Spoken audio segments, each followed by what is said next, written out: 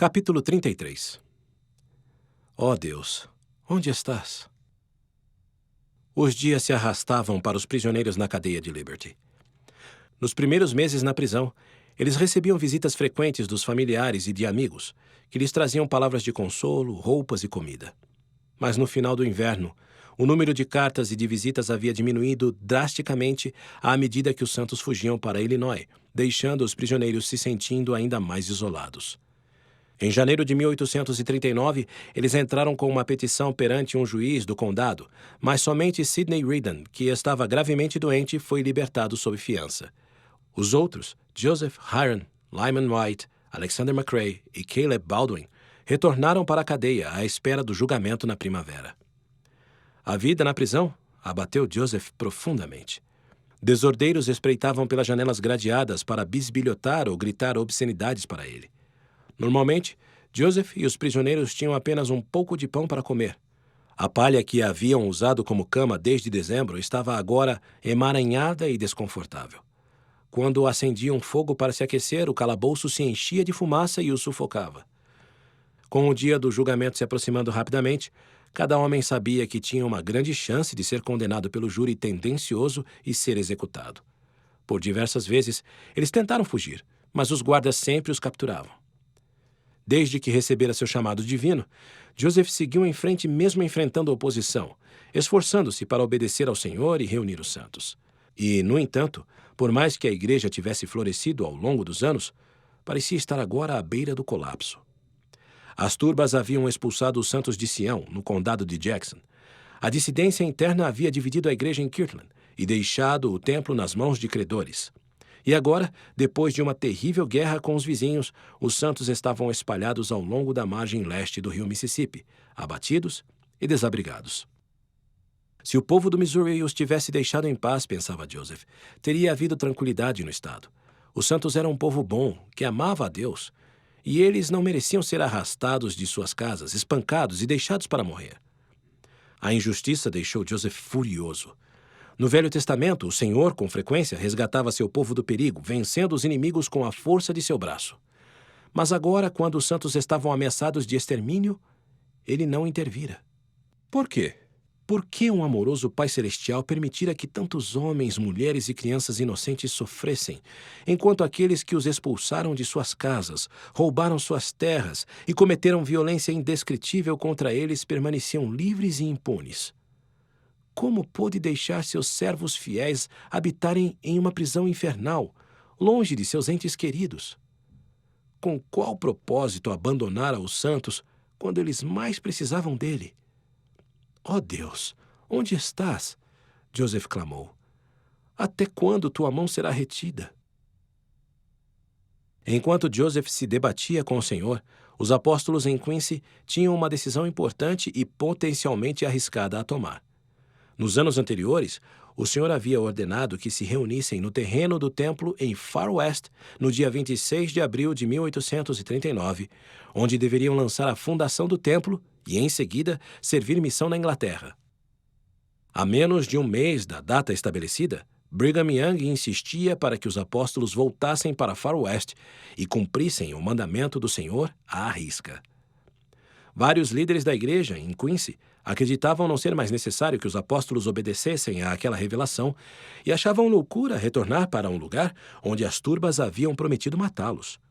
Certamente, eles pensavam, o Senhor não esperava que arriscassem a vida viajando centenas de quilômetros dentro do território do inimigo, sendo que eram tão necessários em Illinois. Além disso, o quórum estava desorganizado. Thomas Marsh e Orson Hyde haviam apostatado. Parley Pratt estava na prisão e Heber Kimball e John Page ainda permaneciam no Missouri. Os apóstolos chamados recentemente, Wilford Woodruff, Willard Richards e o sobrinho de Joseph, George A. Smith, ainda não tinham sido ordenados, e Willard estava pregando o evangelho na Inglaterra. Mas Brigham sentia que eles conseguiriam se reunir em Far West de acordo com o mandamento do Senhor, e que deveriam seguir adiante. Ele desejava que os apóstolos em Quincy fossem unânimes nessa decisão. Para realizar a viagem, eles teriam que deixar a família naquele momento quando o futuro da igreja era incerto. Se os apóstolos fossem capturados e mortos, Suas esposas e seus filhos teriam que enfrentar os próximos desafios sozinhos. Sabendo o que estava em jogo, Orson Pratt, John Taylor, Wilford Woodruff e George A. Smith concordaram em fazer o que fosse preciso para seguir o mandamento do Senhor. O Senhor Deus falou, disse Brigham, depois que eles tomaram essa decisão. O nosso dever é obedecer e entregar o assunto em suas mãos. Na cadeia de Liberty, as preocupações com os santos e os ultrajes cometidos contra eles consumiam a mente de Joseph. Na noite do dia 19 de março, ele recebeu cartas de Emma, de seu irmão Dom Carlos e do bispo Partridge. Todos ficaram um pouco mais animados, mas Joseph não conseguiu deixar de pensar que estava preso em uma cadeia suja enquanto os santos estavam espalhados e precisavam de ajuda. Um dia depois que as cartas chegaram, Joseph escreveu 2 epístolas aos santos, compartilhando seus pensamentos como nunca havia feito antes por escrito. Ditando a um companheiro de prisão que agia como escrevente, o profeta se esforçou para fortalecer os santos em meio ao desespero. Todos os tipos de iniquidade e crueldade praticadas contra nós, ele assegurou, apenas servirão para unir e selar em amor nosso coração. No entanto, não era possível ignorar os meses de perseguição que os levaram àquela condição desesperadora. Ele criticava severamente o governador Boggs, a milícia e aqueles que haviam prejudicado os santos. Que se acenda a tua ira contra nossos inimigos, clamou ele em oração ao Senhor. E na fúria de teu coração, com tua espada vinga-nos dos agravos que sofremos. Joseph sabia, contudo, que seus inimigos não eram os únicos culpados. Alguns santos, incluindo líderes da igreja, haviam tentado acobertar pecados, gratificar o orgulho e a ambição, usar sua influência para compelir outros santos a obedecer a eles e abusar do poder e da posição que ocupavam entre os santos. Aprendemos por tristes experiências, disse Joseph sob inspiração, que a natureza e índole de quase todos os homens, tão logo suponham ter adquirido um pouco de autoridade, começar a exercer imediatamente domínio injusto. Os santos justos deviam agir de acordo com princípios mais elevados. Nenhum poder ou influência pode ou deve ser mantido em virtude do sacerdócio, a não ser com persuasão, com longanimidade, com brandura e mansidão e com amor não fingido, declarou o Senhor. Os que procuraram agir de outra maneira perderam o espírito e a autoridade para abençoar a vida das pessoas com o poder do sacerdócio. Ainda assim, Joseph clamou em favor dos santos inocentes. Ó Senhor, até quando suportarão esses agravos e essas opressões ilícitas antes que se abrande teu coração e tuas entranhas deles se compadeçam? Ele orou. Meu filho, paz seja com tua alma, respondeu o Senhor. Tua adversidade e tuas aflições não durarão mais que um momento, e então, se as suportares bem, Deus te exaltará no alto. Triunfarás sobre todos os teus inimigos. O Senhor assegurou a Joseph que ele não tinha sido esquecido. Se as próprias mandíbulas do inferno escancararem a boca para tragar-te, sabe, meu filho, que todas essas coisas te servirão de experiência e serão para o teu bem, disse o Senhor a Joseph. O Senhor o lembrou de que os santos não sofreriam mais do que ele havia sofrido. Ele os amava e tinha poder para acabar com sua dor, mas preferiu sofrer com eles, carregando sua dor e tristeza como parte de seu sacrifício expiatório. Tal sofrimento o encheu de misericórdia, dando-lhe poder para socorrer e refinar todos os que o procurassem em suas provações. Ele aconselhou Joseph a permanecer firme e prometeu nunca abandoná-lo. Teus dias são conhecidos e teus anos não serão diminuídos, assegurou-lhe o Senhor. Portanto, não temas o que o homem possa fazer, pois Deus estará contigo para todo o sempre. Enquanto o Senhor acalmava Joseph na prisão, Heber Kimball e outros santos no Missouri recorriam incansavelmente à Suprema Corte do Estado para que o profeta fosse solto. Os juízes pareciam compreensivos aos pedidos de Heber e alguns até questionaram a legalidade da prisão de Joseph, mas, por fim, recusaram-se a tomar providências sobre o caso. Desencorajado, Heber retornou a Liberty para fazer um relato a Joseph. Os guardas não permitiram que ele entrasse na cadeia. Então, ficou do lado de fora da janela e chamou os amigos. Ele lhes disse que fizera tudo o que podia, mas isso não tinha feito a menor diferença. Tenha ânimo, respondeu Joseph. e leve os santos embora o mais rápido possível. Alguns dias mais tarde, Heber entrou escondido em Far West, sabendo dos perigos que ainda rondavam a área. Fora um pequeno grupo de líderes e algumas famílias, a cidade estava vazia. A família de Heber havia partido 2 meses antes, e desde essa época ele não ouvira mais nada sobre eles. Ao pensar na família, nos prisioneiros e naqueles que haviam sofrido e morrido nas mãos das turbas, ele se sentiu deprimido e solitário. Assim como Joseph, ele desejou ardentemente que o sofrimento acabasse. Enquanto Heber pensava em sua situação miserável e em sua incapacidade de conseguir a liberdade de Joseph, o amor e a gratidão do Senhor encheram sua alma. Equilibrando um pedaço de papel no joelho, ele registrou as impressões que lhe vinham à mente. Lembre-se de que estou convosco todos os dias, até a consumação dos séculos, ele ouviu o Senhor dizendo. Meu espírito estará em vosso coração para ensinar-vos as coisas pacíficas do reino. O Senhor disse a ele que não se preocupasse com sua família. Eu os alimentarei e os vestirei, e lhes granjearei amigos, ele prometeu. A paz estará sobre eles para todo o sempre, se fores fiel e pregares meu evangelho às nações da terra. Quando Heber terminou de escrever, seu coração e sua mente estavam calmos. Depois que o Senhor falou com Joseph naquela prisão escura e miserável, ele não temia mais que Deus tivesse se esquecido dele ou de sua igreja. Nas cartas para Edward Partridge e para os santos, ele testificou corajosamente sobre a obra nos últimos dias. O inferno pode se irar como a lava incandescente do Monte Vesúvio, ele declarou. Mas ainda assim, o mormonismo permanecerá. Ele tinha certeza disso. A verdade é o mormonismo, exclamou ele. Deus é seu autor. Ele é nosso escudo. É por ele que tivemos nosso nascimento. Foi por sua voz que fomos chamados para uma dispensação de seu evangelho no início da plenitude dos tempos. Ele recomendou fortemente que os santos fizessem uma compilação de um registro oficial dos agravos que sofreram no Missouri para entregar ao presidente dos Estados Unidos e a outros oficiais do governo para avaliação.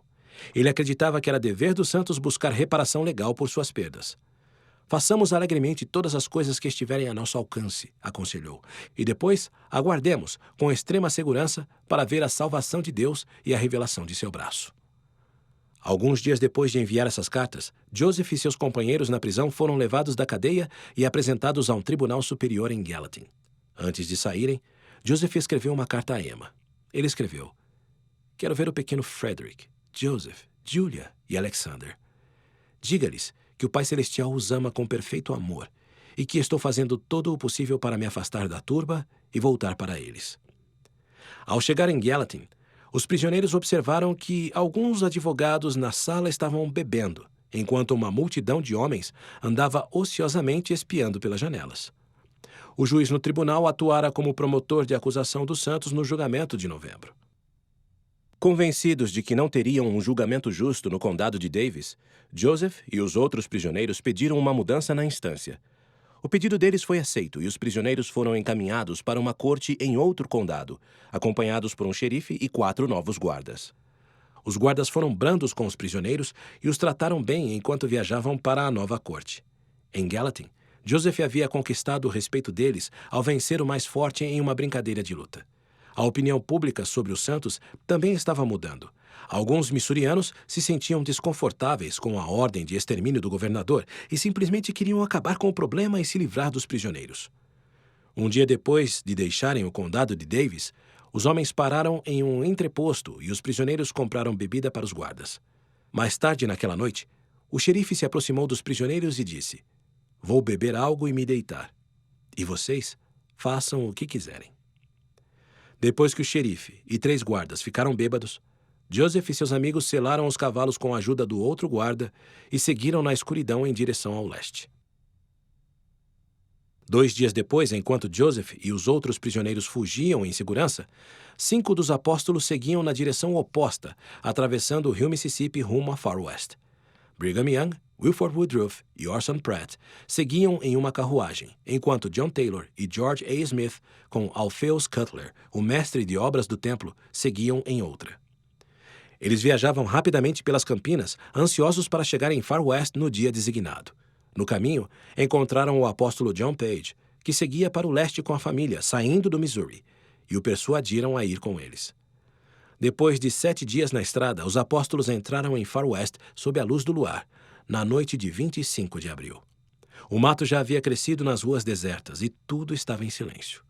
Heber Kimball, que havia retornado a Far West depois de saber sobre a fuga de Joseph, emergiu de seu esconderijo e lhes deu as boas-vindas à cidade.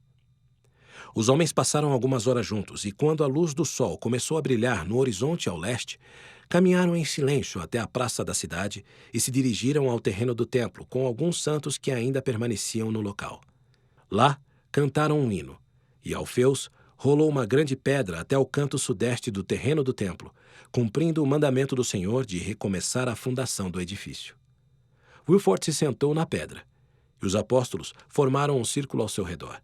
Eles impuseram as mãos sobre sua cabeça, e Brigham o ordenou ao apostolado. Quando terminaram, George se sentou no lugar de Wilford na pedra e foi também ordenado apóstolo. Reconhecendo que haviam feito tudo o que podiam, os apóstolos baixaram a cabeça e se revezaram na oração sob a luz da manhã. Ao terminar, cantaram Adão um dia Amã, um hino que fala sobre a tão esperada segunda vinda de Jesus Cristo e o dia em que a paz de Sião se espalhará pela pradaria devastada pela guerra do Missouri e encherá toda a terra.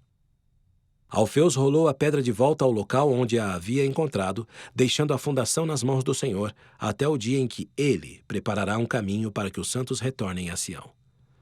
No dia seguinte, os apóstolos viajaram 52 quilômetros até alcançarem as últimas famílias que estavam deixando com grandes dificuldades o Missouri.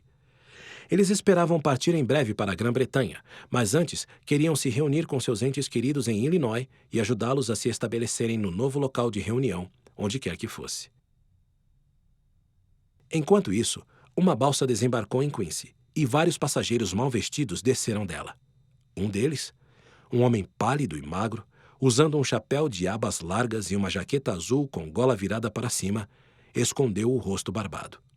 As calças esfarrapadas estavam enfiadas nas botas gastas. Dimmick Huntington, que fora xerife entre os santos de Far West, observou o estranho despenteado pisar na margem do rio. Algo familiar no rosto do homem e na maneira como caminhava chamaram a atenção de Dimmick, mas ele não conseguiu reconhecê-lo até olhar mais de perto. — É você, irmão Joseph? Ele perguntou. Joseph sinalizou para que falasse baixo. — Psiu, respondeu com cautela. — Onde está minha família? Desde que escaparam, Joseph e os outros prisioneiros estavam fugindo com precaução, seguindo pelas estradas secundárias do Missouri até o rio Mississippi, indo em direção à liberdade que os aguardava na outra margem, longe do alcance das autoridades do Missouri. Ainda chocado de ver o profeta, Dimmick explicou que Emma e as crianças estavam morando a 6 quilômetros da cidade. — Leve-me até minha família o mais rápido possível, disse Joseph. Dimmick e Joseph seguiram a cavalo por ruas secundárias da cidade para não serem vistos, até a casa da família Cleveland. Quando chegaram, Joseph desceu do cavalo e andou em direção à casa. Emma apareceu na porta e o reconheceu imediatamente. Rapidamente correu até ele e o abraçou a meio caminho do portão.